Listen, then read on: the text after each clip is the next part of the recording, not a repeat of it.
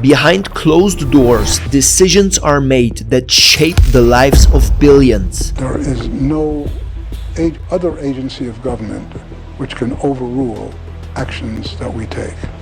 Prices are higher than ever.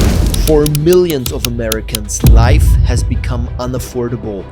The culprit? Many point their fingers at one institution. I think we're mysterious to people. I think they're not sure what we do. Tasked to protect us against inflation and trusted to manage our money, it holds the power to make or break the American economy. Our economy runs on a complex system of exchange of goods and services, in which money plays a key part. Coins, currencies, savings, and checking accounts, the overall supply of money is managed by the Federal Reserve.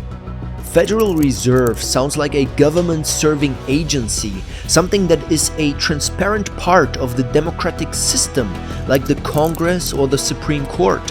But it's not. The Fed has its own rules. Who controls the institution responsible to watch our money? Who watches the watchers?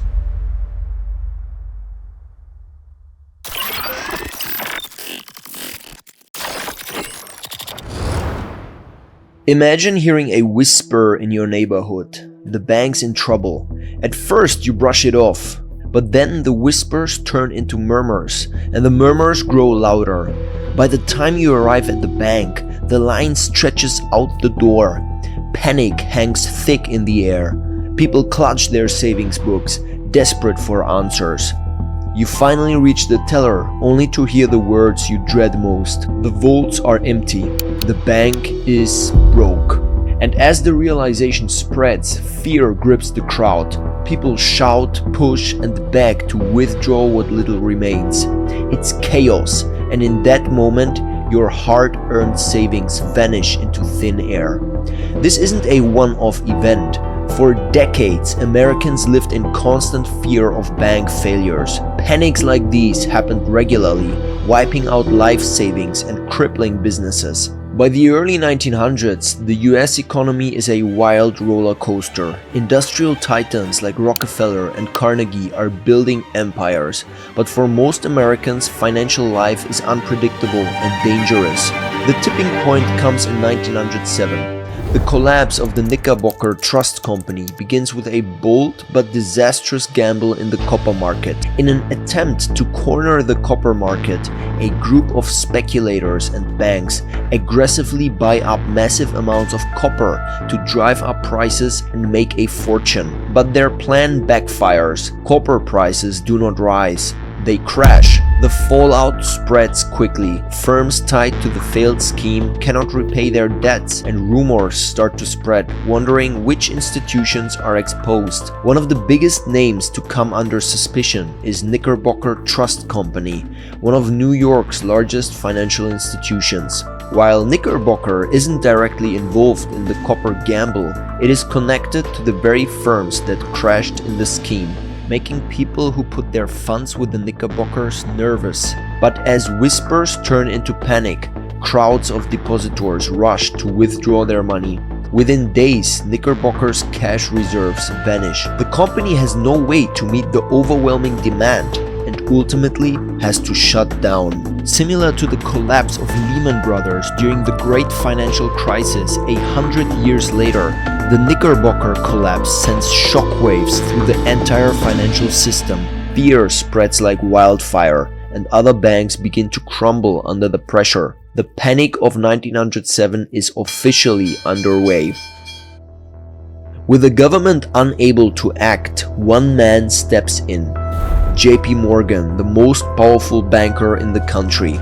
From his private library, Morgan orchestrates financial aid, pulling together New York's wealthiest bankers to bail out failing institutions. But even Morgan knows this isn't sustainable. A functioning financial system shouldn't depend on his goodwill. Finally, after Morgan dies, America realizes it needs to replace him. While there are no historical records, it is probably at this point in time that a secret group of men start to develop their game plans for taking over American finance and the nation's society. In the early 1900s, one man stands at the center of America's fight for financial reform: Senator Nelson Aldrich. The Rhode Island senator is a seasoned lawmaker known for his sharp intellect and his ability to navigate the complexities of the financial world. He is a pragmatist, and as head of the National Monetary Commission, he is tasked with solving the chaos of recurring financial panics. Aldrich had a clear vision. He believes the nation needs a centralized banking system to stabilize the economy and prevent future collapses, even though the average American disagrees for a simple reason. Americans sort of don't like concentrated power. They don't like concentrated financial power, especially the whole history of the country. Early in the United States history, we had two central banks and they were considered to be too powerful, so we got rid of them. But Aldrich is no rookie. He's a man who knows which strings to pull in the background, even if he has no public support. With decades of experience in politics and business, he carries influence like few others in Washington. His connections to the financial world are no secret, earning him both respect and suspicion. His vision is to revolutionize America's financial system. He knows that to make it work, he would need to form an alliance. It is time to send out invitations. By November 1910, Aldrich's vision is taking shape. The invitations have been sent, and the most powerful figures in American finance are answering the calling. Behind the cover of a duck hunting trip and shrouded in code names, 7 men board a private train headed to Jekyll Island, Georgia, a secluded retreat owned by the nation's wealthiest families and inaccessible for average Americans. The men aren't just financiers, they are titans of the nation's money flow, representing dominant banking families like the Morgans and even the Treasury of the United States. They control not just wealth, but the very mechanisms of banking and credit that power the economy, shaping industries, markets, and entire communities. The men come to draft the most monumental financial reform their industry has ever seen: the creation of a central bank, a plan so ambitious, so transformative, it will change the rules of American finance forever. But for this plan to succeed, secrecy isn't just preferred, as Vanderlip describes. I was secretive, indeed as furtive as any conspirator. Discovery, we knew, simply must not happen, or else all our time and effort would be wasted. If it were to be exposed that our particular group had got together and written a banking bill, that bill would have no chance whatever of passage by Congress. For 9 days, they debate, argue, and draft what would become the Aldrich Plan, a blueprint for a central bank that could rein the economy and prevent panics. After days of intense debate, the plan is complete. The Aldrich Plan, a blueprint for a central bank, is ready to reshape the American financial system. The men leave Jekyll Island under the same veil of secrecy they had arrived in. But when they leave confident in what they have crafted to answer the decades of economic chaos. Months later, Aldrich unveils the plan to Congress, confident in its brilliance. Standing before lawmakers, he describes the establishment of a privatized, independent central bank as the key to preventing future financial panics, a centralized system to bring stability and security to the economy. But the reaction is not what he expected. What Aldrich sees as a solution, others perceive only as concentration of power, meant to suppress their freedom and bring enslavement. The backlash is immediate and fierce. Once again, the American people rise up against a central bank and everything it represents. Populists took to the streets, warning that the plan would sacrifice Main Street for Wall Street. The Democrats, the political opponents in Congress, seized the opportunity to attack, branding the proposal as undemocratic and dangerous. For ordinary Americans still reeling from the panic of 1907, the plan feels like a betrayal. Years of financial turmoil has left people suspicious of bankers and their influence over politics. And Aldrich, with his deep ties to Wall Street, becomes the perfect villain.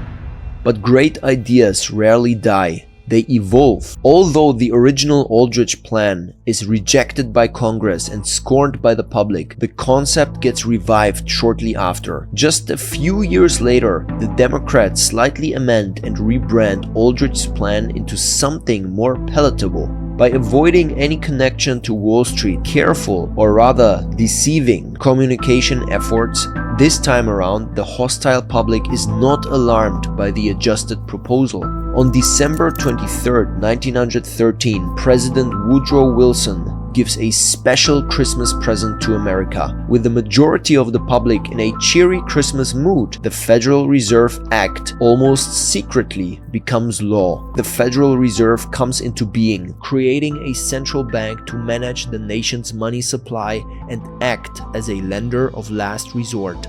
Ultimately, the Federal Reserve comes into being, set up to be incredibly complex. But for now, you only need to know this: the Federal Reserve is not quite what most people think it is. Unlike regular government agencies, the Fed is a strange hybrid. Think of it as a public-private partnership. The top leadership, the Board of Governors, works for the government, but the 12 regional Federal Reserve banks that do the actual work, they are owned by private banks. Here's the twist: the very banks that the Fed is supposed to watch over are required to buy stock in their local Federal Reserve banks. And guess what? These banks even get paid a 6% dividend each year for being owners in the Federal Reserve System. In simple terms, the Fed is a machine built by and for the private banking elite to control the flow of money. And yet, more than a century earlier, one of America's founding fathers, Thomas Jefferson, already foresees the dangers of such a system. He leaves a warning. If the American people ever allow private banks to control the issue of their currency, the banks will deprive the people of all property until their children wake up homeless on the continent their fathers conquered. Is he right?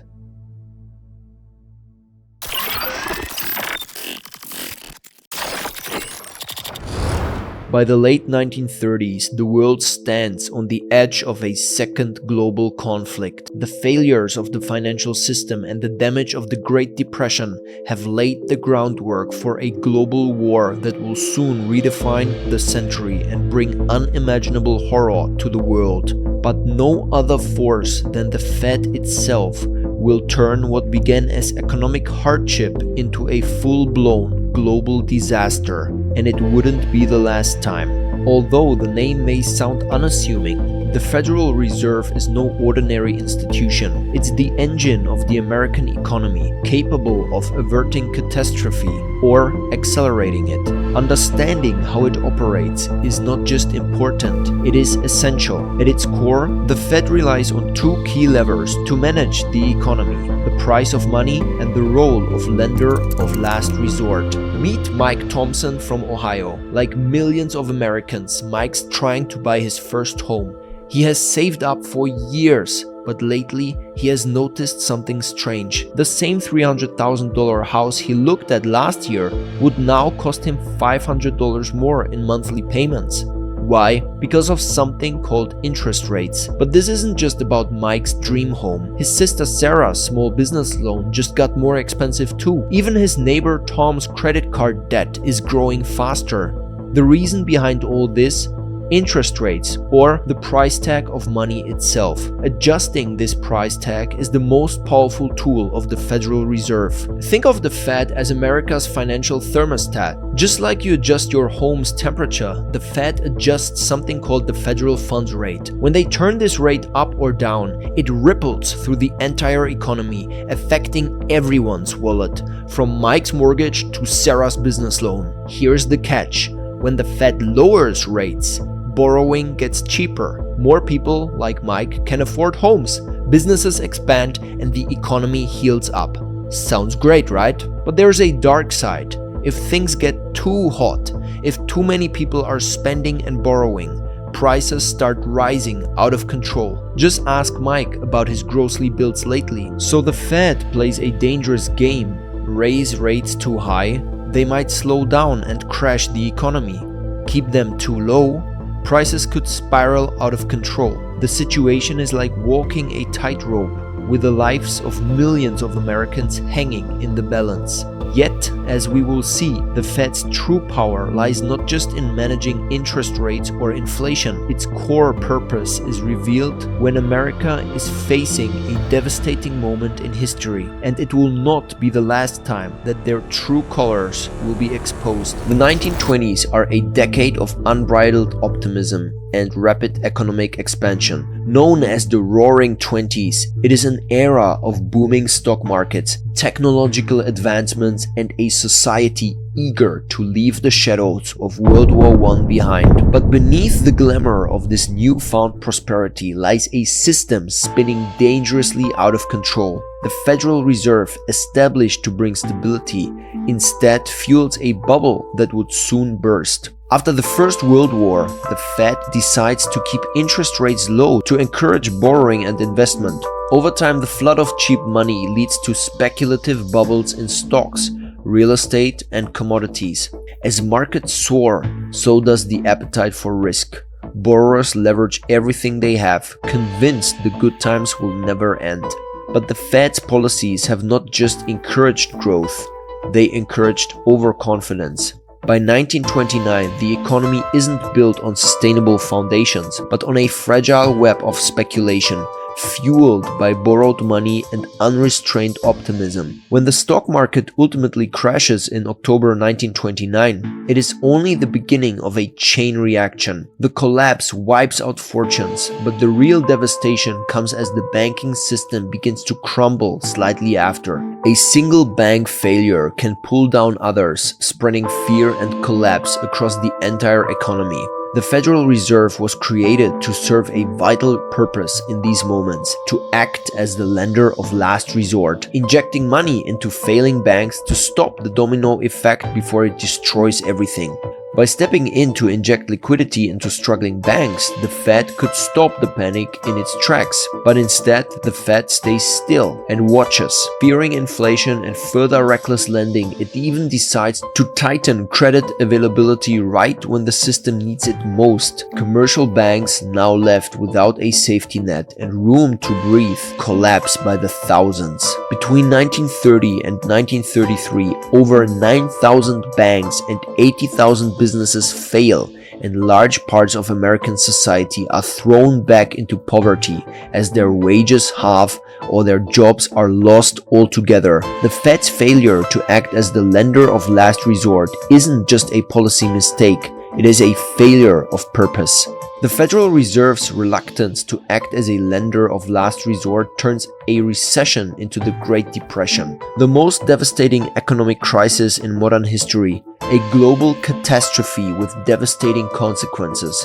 In Europe, the economic turmoil created by the Great Depression paves the way for extremism.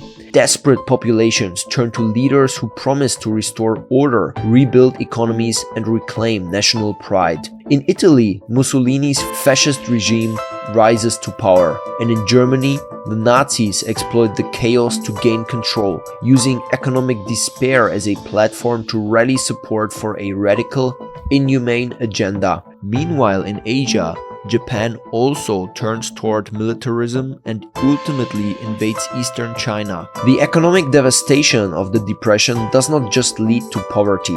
It reshapes geopolitics. As nations turn inward, international cooperation breaks down. The seeds of World War II are sown not just in ideology, but in the economic despair that spreads across continents.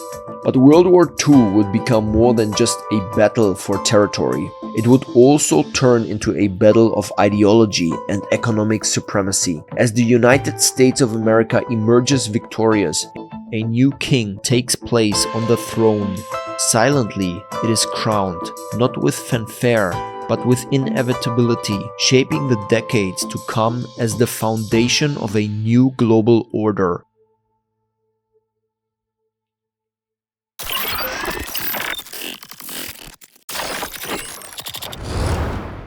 Money is worthless.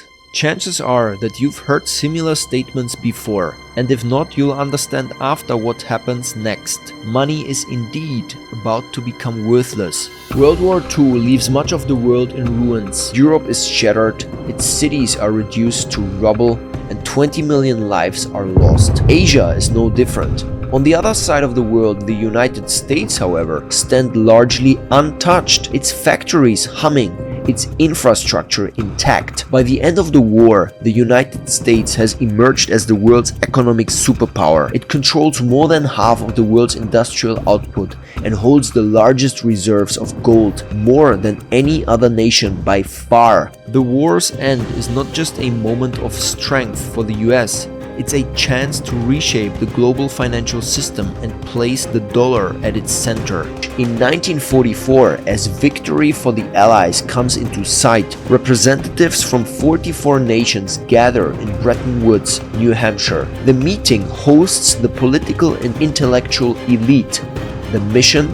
To rebuild the global economy and prevent another Great Depression. At the heart of their plan is the US dollar. Under the Bretton Woods Agreement, the dollar would be backed by gold, fixed at $35 an ounce. Other currencies would tie their value to the dollar, creating a stable and predictable system for global trade. The dollar becomes the world's reserve currency, the anchor of the global economy. With its unmatched gold reserves and economic dominance, the United States is the only nation capable of sustaining this role. For nations recovering from war, Bretton Woods offers hope. It offers a stable framework to rebuild, trade, and access the growing American economy.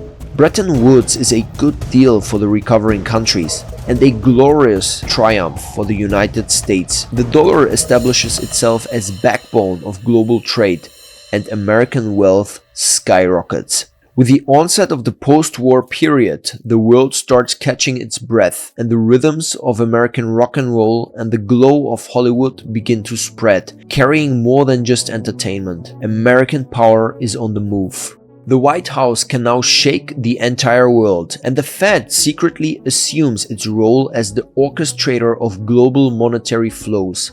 By the 1960s, the United States isn't just a superpower, it is the superpower. Domestically, President Lyndon B. Johnson launches ambitious policies under the Great Society program, overhauling healthcare, education, and welfare. The goal is nothing less than a new era of prosperity and equity at home. Abroad, the US positions itself as the leader of the Cold War, the champion of democracy and capitalism against the spread of communism. In the name of ideology and influence, billions are poured into the Vietnam War. From healthcare to war, from moonshots to classrooms, the list of expenditures seems endless. America's ambitions are as vast as its global influence, but all of it comes with a price, and that price will soon strain the very system that had placed the dollar at the center of the world. The US government spends far more than it collects, borrowing heavily to fund its ambitions. Although a wave of inflation is already visible on the horizon, the Fed bows to President Johnson and keeps interest rates low, accelerating the devaluation of US dollars against gold. As dollars flow out, foreign nations led by French President de Gaulle request the exchange of gold in return for their reserve dollars. The pressure on the gold-based Bretton Woods system is mounting quickly. In August 1971, the breaking point is reached. Facing escalating economic challenges and dwindling gold reserves, President Richard Nixon delivers a message that would change the global economy forever. I have directed Secretary Connally to suspend temporarily the convertibility of the dollar into gold or other reserve assets, except in amounts and conditions determined to be in the interest of monetary stability and in the best interest of the United States. Your dollar will be worth just as much tomorrow as it is today. The effect of this action, in other words, will be to stabilize the dollar. With those words, the US dollar is cut off gold as collateral. The world's reserve currency is no longer backed by metal reserves. It becomes a fiat currency. Its value dictated not by tangible assets, but by trust. trust in the Federal Reserve and its abilities to keep the value of the dollar stable. This isn't a mere economic decision, it is a seismic shift. By 1972, the dollar's dominance is no longer ensured by gold locked in vaults, but by the sheer economic and political power of the United States of America. Nixon's decision marks the end of an era, but it also sets the stage for a new one. No longer bound to its golden shackles, the Federal Reserve becomes the master of a currency limited only by trust. Trusting is easy when times are stable and certain, but how long does this trust endure in the face of an unprecedented crisis?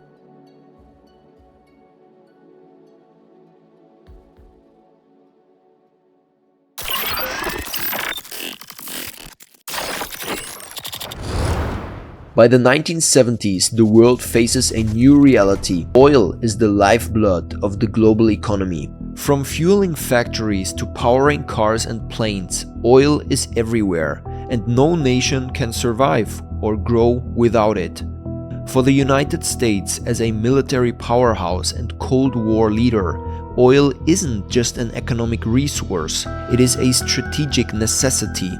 But America is about to be challenged in ways unseen since the end of World War II.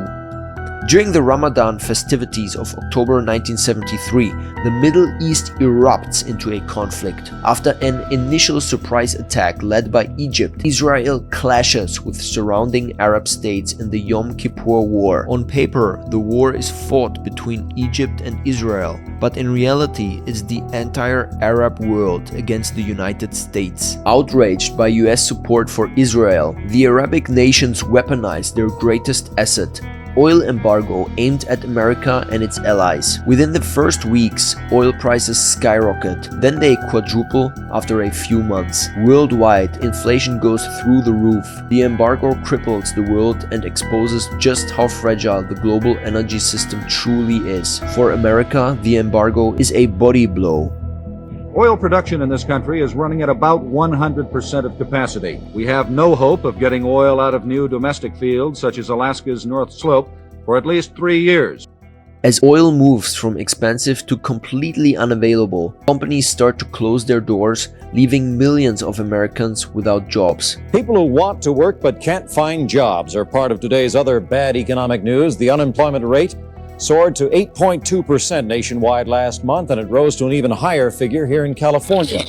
When there's inflation at the same time as high unemployment and slow economic growth, it's called stagflation. It is a perfect storm of economic stagnation and rising prices, an unseen phenomenon that defies the conventional wisdom of the time. The Western world is experiencing its first stagflation. Uncharted territory and pressed by the public, policymakers open the door for creative solutions. Yet, the decision makers in the European capitals and Washington, D.C. are not alone in their search for answers. Tasked with a dual mandate to rein in the rampant inflation and reducing unemployment, the Federal Reserve is scrambling for solutions. Traditional tools prove ineffective instruments in this crisis. Raising interest rates would certainly slow inflation, but would also deepen unemployment. On the other hand, lowering rates might boost jobs, but risks fueling an already out-of-control price spiral. The Fed is hesitant and waits.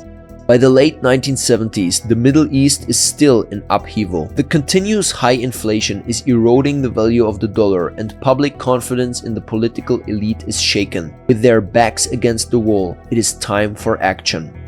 Hard choices are necessary if we want to avoid consequences that are even worse. I intend to make those hard choices. President Carter indeed makes the hard choices. Little does he know how much scrutiny he would really face for the decisions taken. In 1979, he nominates Paul Volcker as new chairman of the Federal Reserve. An exceptional American economist, Volcker is famous for his no-nonsense approach. When I was appointed by Jimmy Carter, he was kind of up against it. It was a very difficult period. People don't like to raise interest rates. It's not very popular. And there was some resistance and fear of creating a recession and so forth. As new chairman of the Fed, Volcker too faces a choice: maintain its cautious approach or take drastic action to reclaim control of the economy. Paul Volcker decides to act. Volcker believes the only way to break inflation is to confront it head-on, no matter the cost. Against internal headwinds, Volcker pushes ahead. His strategy is as simple as it is brutal. Raise interest rates dramatically and without any limitations. By 1980, the federal funds rate skyrocketed to nearly 20%, a level previously considered impossible. The effects are immediate and devastating. Borrowing comes to a halt. Businesses can't afford loans anymore. Families postpone buying homes and entire industries slow to a crawl. The US economy plunges into a deep recession with unemployment peaking at over 10%. The public's outrage is everywhere. Politicians blast Volcker's policies,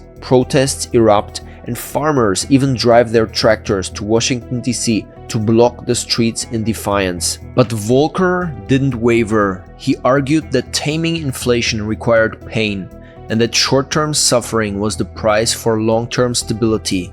We all know how this suffering feels personally. For years we felt it in our own wallets, our investments, even our net worth. But in both Volcker's era and the modern day, there has been a class of investments that has been uncorrelated from the volatility of these conditions historically and even risen above the inflation at times. A longtime favorite of the ultra-wealthy, collected by the greatest financiers like Carnegie, Rockefeller, and JP Morgan: luxury art. In fact, during the hyperinflation of 1973 through 81, contemporary art like Picasso's experienced an average yearly appreciation of 33%. And even over the last 30 years, specifically from 1995 to 2024, it's outpaced the S&P 500 in terms of price appreciation. No wonder we've seen a growing movement globally as ultra-rich people look to diversify and invest more cash into art. Even as the sector recovers from a softer cycle, at New York City's famous auctions, a $6.2 million banana just made headlines, alongside several new artists' records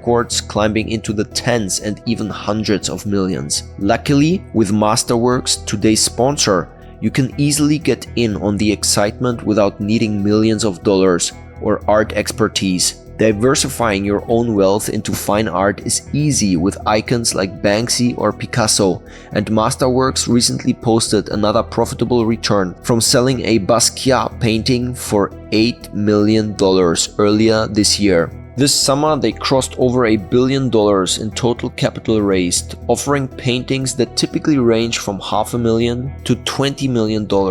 Although with Masterworks you don't need to spend millions or be an art expert.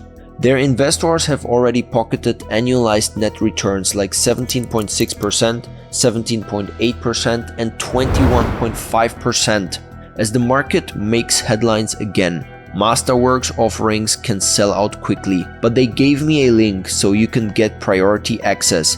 Just use the QR code on screen, the link in the description, or go to masterworks.art/megalomedia. By 1983, inflation has finally been broken. Volcker and now President Reagan are successful. As inflation approached 4%, the American economy starts to thrive and people finally have time for the finer things in life. Volcker's shock therapy reshapes the Fed's role and cements its reputation as an institution willing to take extreme measures to stabilize the economy. Admiration follows. But the American success story comes with repercussions extending far beyond America's borders. Lured by cheap loans and the promise of growth, developing nations borrowed heavily in US dollars throughout the 1970s. But when the Federal Reserve raised interest rates to fight inflation, everything changed. Suddenly, paying back those loans becomes much more expensive. Higher interest rates mean these countries owe even more, pushing them into a spiral of debt and a decade-long political crisis. Under Volcker's guiding hand, the Federal Reserve emerges triumphant. While the developing world is bleeding, the dollar is saved and economic stability restored. As the crisis fades, the Fed puts away its defensive playbook. New leaders step onto the stage, ready to take the baton. Soon, the Federal Reserve will no longer just react. It will compose the future. But still, no one seems to bother. Who watches this institution?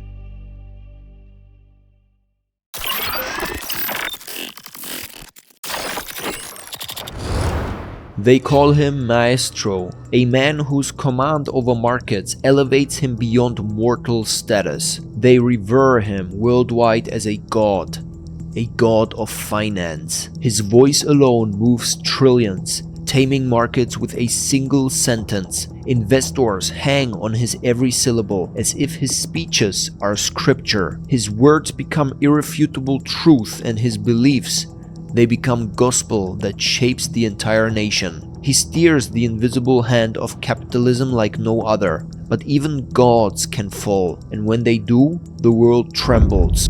In 1987, Paul Volcker hands over the reins. Alan Greenspan is appointed chairman of the Federal Reserve. Known for his quiet confidence and encyclopedic knowledge of economic theory, Greenspan quickly becomes the face of America's financial stability. To the public and the press, Greenspan is no ordinary central banker. He is a maestro, orchestrating the US economy with a finesse that seems almost mythical. Greenspan's philosophy is rooted in a deep faith in markets. He believes that minimal intervention allows the invisible hand of capitalism to self-correct. His leadership is hands-off, and the Fed starts avoiding heavy regulation. For some time, it seems to work. The 1990s see unprecedented economic expansion, low unemployment. Economists soon call it the Great Moderation. Many credit the Federal Reserve for this golden era, and the Federal Reserve under Greenspan is happy to accept. Greenspan appears untouchable, but beneath the surface, barely visible cracks begin to form. Greenspan's faith in markets left blind spots, places where greed and speculation flourish unchecked. His reluctance to regulate complex new financial products is creating a time bomb about to explode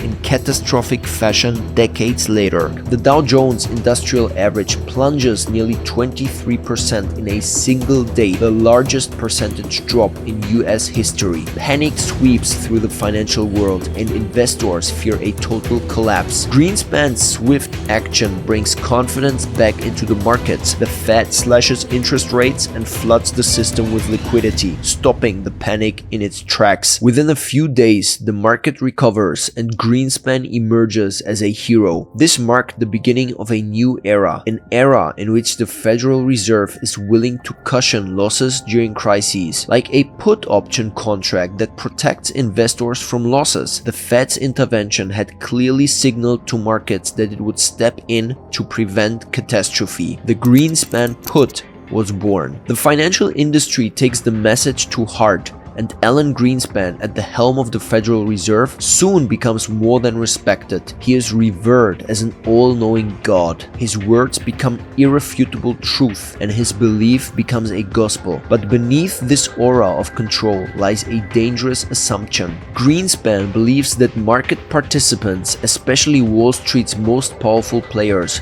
would act rationally. He thinks that their hunger for profit would always be balanced by self-preservation. He really believes the greed of Wall Street is satiable, but the world will soon learn that this couldn't be further from the truth. In fact, the expectation of being rescued by Greenspan and his Fed further fueled speculation and aggressive financial structures among the Wall Street elite. Over the next 2 decades, the Greenspan put becomes an unwritten rule. Whenever markets stumble, the Fed steps in. From the 1998 long-term capital management bailout to its response to the dot-com crash in 2001, every time the Fed steps in, it sedates the public, reassuring that risk can be ignored. The Fed would always be there. But the more risk the Fed absorbs, the more fragile the system becomes. By the early 2000s, the cracks are becoming impossible to ignore. As the tech sector collapses and the housing market begins to heat up, a chorus of dissent emerges. Critics, those bold enough to defy God, argue that Greenspan's policies aren't just reactive. They are planting the seeds of the very disasters they seek to avoid. But their warnings are drowned out. Like an orchestra entranced by its conductor, the system plays on, following the steady hand of the maestro and unwilling or unable to hear the dissonance growing beneath. The Greenspan put had shifted the role of the Federal Reserve. No longer a stabilizer, it has become a drug dealer for an increasingly addictive financial system. In August 2007, the bubble starts to burst. The overheated housing market is the epicenter. Driven by greed and the promise of endless real estate appreciation, lenders offer mortgages to literally anyone who can sign their name, even the most questionable of customers. Wall Street, meanwhile, bundles these low-quality loans into complex financial products called mortgage-backed securities. Falsely rated as stable and low-risk securities by the global rating agencies, the bundled packages are then traded globally and soon can be found on the balance sheet of almost every bank worldwide, from mega-sized financial behemoths to small local savings banks. The profits Wall Street generates are massive until the first individual loans begin to fail. Triggered by rising interest rates, the chain reaction is unexpected and brutal. As the first loans fail, the quality of the alleged low-risk products is called into question. Within days, mortgage-backed security turned from golden tickets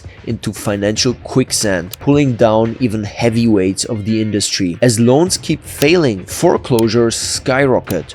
Home prices were in free fall. At the heart of the storm was the fall of Lehman Brothers in September 2008. The leading investment bank is filled up on mortgage security assets that have turned sour. Short on cash, the bank fails to cushion the losses and declares bankruptcy shortly after. Within hours, the shocking news reaches every corner of the world and panic breaks loose. Credit markets freeze and banks refuse to lend out any of their cash. With every hour passing, the gravity of the situation becomes more and more visible. Major financial institutions, once thought too big to fail, are suddenly on the brink of collapse. Lehman Brothers is already gone, but now others like AIG and Merrill Lynch are also dangerously close to insolvency. At the heart of the chaos is a simple yet devastating problem: liquidity. The banks don't just lose money, they also lose trust, and with it all access to fresh capital. With toxic mortgage-backed securities eroding their balance sheets, no one knows who can pay their debts or who might fail next. But it isn't just about the banks failing. It is about the entire economic ecosystem they hold together. Banks are not merely places to store money. They are the heart of the financial system, pumping credit and liquidity into every corner of the modern economy. Their operations enable businesses to invest and grow, homeowners to secure mortgages,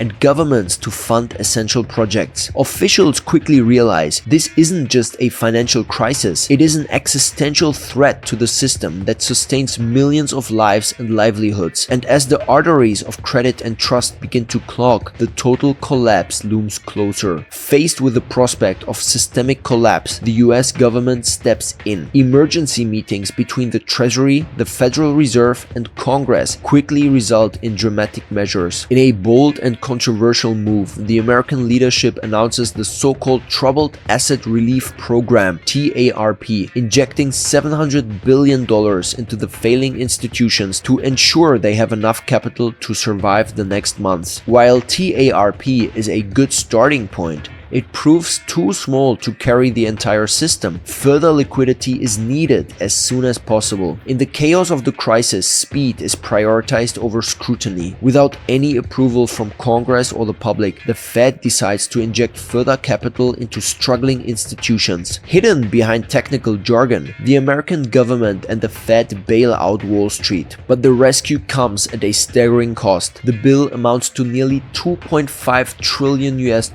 most of it funded through taxpayer money. To many, this feels like a betrayal. The same institutions that had caused the crisis are now being saved, while everyday Americans are left to suffer. But the true toll of the bailout goes far beyond the $2.5 trillion US. What if the real cost has been woven into the very fabric of society and affects until today?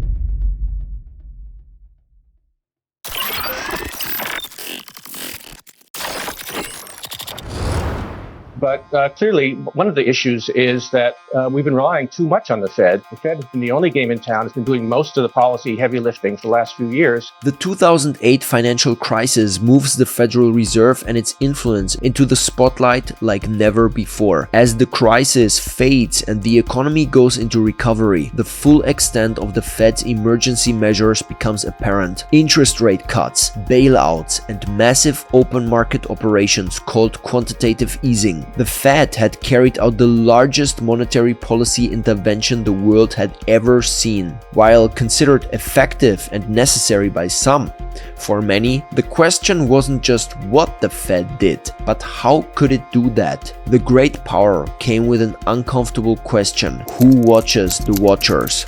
We have responsibility for the Federal Reserve's programs and operations, audits, to conduct audits and investigations in that area. In terms of who's responsible for investigating, would you mind repeating the question one more time? Mr. Chairman, my time is up, but I have to tell you honestly, I am shocked to find out that nobody at the Federal Reserve, including the Inspector General, is keeping track of this.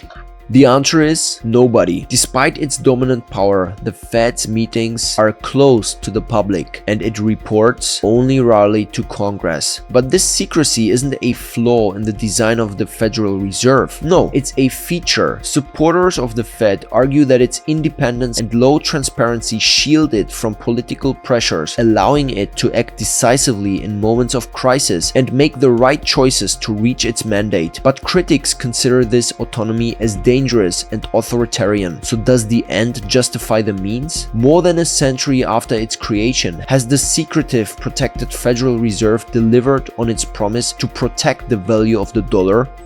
Let me lay to rest the bugaboo of what is called devaluation. Your dollar will be worth just as much tomorrow as it is today. 100 years ago, in 1913, the Fed was created, and we've marked it with a vertical line there. Consumer prices now are about 30 times higher than they were when the Fed was created in 1913. The reality paints a grim picture. Since the Fed's creation, the dollar has lost over 90% of its purchasing power, eroded by inflation is our friend. Once seen as a temporary problem, it has become a permanent feature of American life. But inflation isn't just an economic statistic, it's a silent thief and a relentless driver of rising inequality in America. Inflation doesn't strike evenly, it rewards those who hold assets, stocks, real estate, fine art with soaring wealth. Meanwhile, those relying on wages or savings watch their purchasing power erode year after year. Credit, if you've got a big balance sheet, the Fed has made you richer.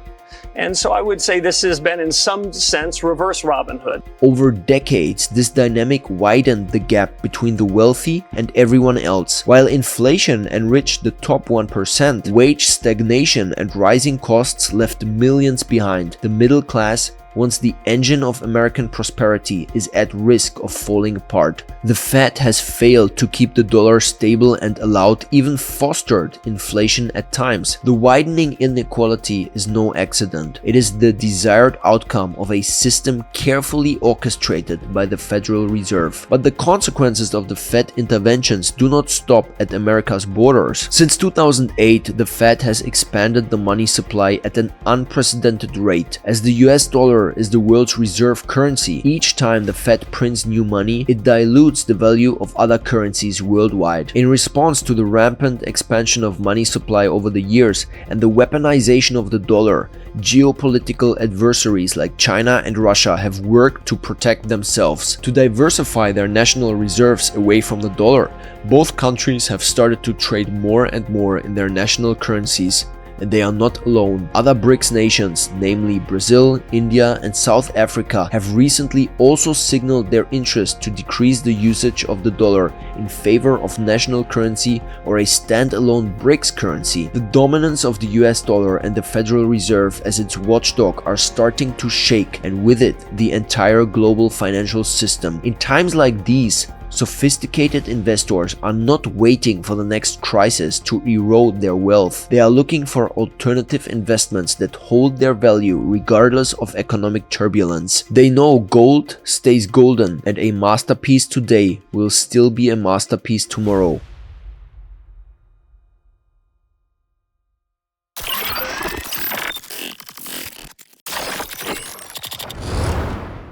We all know money is the economic water we operate in, and wherever it flows, it influences our decisions. Wars are fought over it. It's the difference between thriving or struggling, between having control or being controlled. The Federal Reserve sits at the top of our monetary system, managing the streams of money, allegedly created to bring stability and to guide the American economy through storms. Yet over the years, its role has grown far beyond its original mandate, and only rarely it could fulfill its founding promises fully. The Fed is now a force of unparalleled power, not just within the United States, but across the world. But such power comes with questions, and should come with checks and balances. So I'm asking you if your agency has, in fact, according to Bloomberg, extended $9 trillion in credit, which, by the way, works out to $30,000 for every single man, woman, and child in this country. I'd like to know, if you're not responsible for investigating that, who is? We have responsibility for the Federal Reserve's programs and operations, audits, to conduct audits and investigations in that area. In terms of who's responsible for investigating, would you mind repeating the question one more time? Mr. Chairman, my time is up, but I have to tell you honestly, I am shocked to find out that nobody at the Federal Reserve, including the Inspector General, is keeping track of this. Responsibility and accountability should be the cornerstones of any institution wielding immense power. Yet in the Federal Reserve's case, they are distant concepts. One myth that's out there is that what we're doing is printing money. We're not printing money. Is that tax money that the Fed is spending? It's not tax money. It's much more akin to printing money than it is to borrowing. You've been printing money. Well, effectively. Even when faced with obvious contradictions, officials sidestep questions, evade scrutiny, and face little consequence for their actions. The official in the video is Ben Bernanke, a former chairman and public face of the Fed. While technically Congress has the power to interrogate, the effects are negligible. The Fed is beyond congressional control. In a system with no real oversight, trust is the only connection linking power to accountability. It is the belief that those with unchecked power will act in the public's best interest, a belief that must be earned, not assumed. But trust in the absence of control is also a dangerous gamble. It demands that we ask the critical question: are those we trust really protecting us? Who is the Fed really designed to serve? The public, who depends on its guidance for economic stability, or the elite who benefit most from its interventions? This conflict lies at the heart of the history of the Federal Reserve. At its core, the Federal Reserve operates on our trust that the monetary currents it creates can steer our economy into the right direction. But trust is a fragile foundation and easy to exploit. Does the Fed still deserve our trust?